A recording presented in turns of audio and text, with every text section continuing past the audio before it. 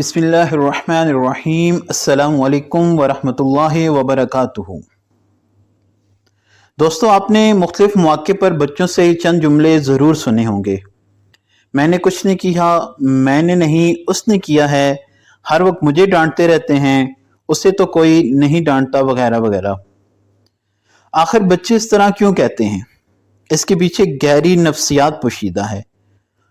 ان کے ذریعے اس بات کا بخوبی اندازہ لگایا جا سکتا ہے کہ گھر کا ماحول بچے کے لیے سازگار ہے یا نہیں ہے۔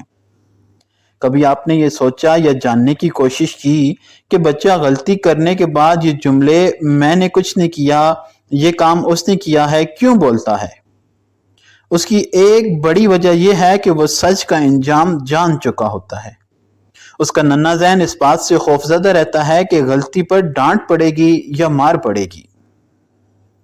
آپ کے غصہ یا مار کا نقصان یہ ہوتا ہے کہ بچہ یہیں سے جھوٹ بولنا سیکھتا ہے۔ اس کو معلوم ہو جاتا ہے کہ سچ بولنے پر ڈانٹ پڑے گی، جبکہ جھوٹ بولنے پر کوئی کچھ نہیں کہے گا۔ گویا آپ کا رویہ ہی اسے جھوٹ بولنا سکھا رہا ہوتا ہے۔ لہٰذا بچے کو غلطی پر ڈانٹ کی بجائے پیار سے نصیحت کیجیے، اس کی غلطی کی نشاندہی کر کے اسے سمجھائیے، اسے ایک محفوظ ماحول فراہم کیجیے تاکہ اسے یہ احساس ہو کہ والدین اس کے دشمن نہیں ہیں بلکہ خیر خواہ ہیں۔ اس طرح بچہ نہ صرف سچ بولنے کا عادی بنے گا بلکہ وہ صحیح اور غلط میں اچھے طریقے سے تمیز بھی کر سکے گا۔ کسی بات پر بچے کو ڈانٹ پڑی، وہ کمرے کے کونے میں خاموشی سے اداس بیٹھ گیا۔ اب آپ اس سے پیار بھرے لہجے میں یہ پوچھیں کہ بیٹا کیا ہوا؟ اتنے اداس کیوں ہو؟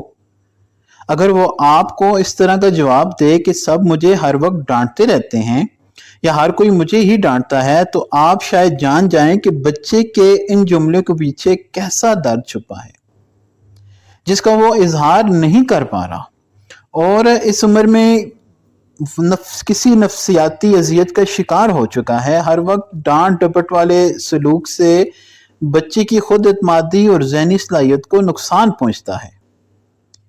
مذکورہ مثال کے علاوہ اگر آپ دیگر جملوں پر ابھی غور کریں گے تو آپ کو معلوم ہو جائے گا کہ آپ کا بچہ اس وقت کچھ نفسیاتی الجھنوں کا شکار ہے۔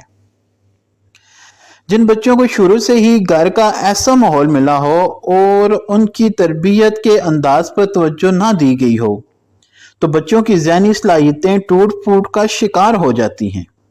زندگی کے ہر موڑ پر انہیں ناکامی کا سامنا رہتا ہے، اور ایسے بچے بڑے ہو کر معاشرے میں ایک ناکام فرد کی سی زندگی گزارتے ہیں۔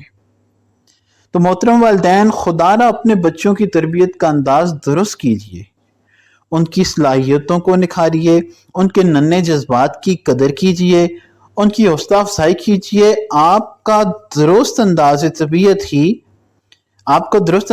تربیت ہی معاشرے کو بلند حوصلہ، باصلاحیت اور اخلاق و کردار سے مزین فرد فراہم کر سکتا ہے۔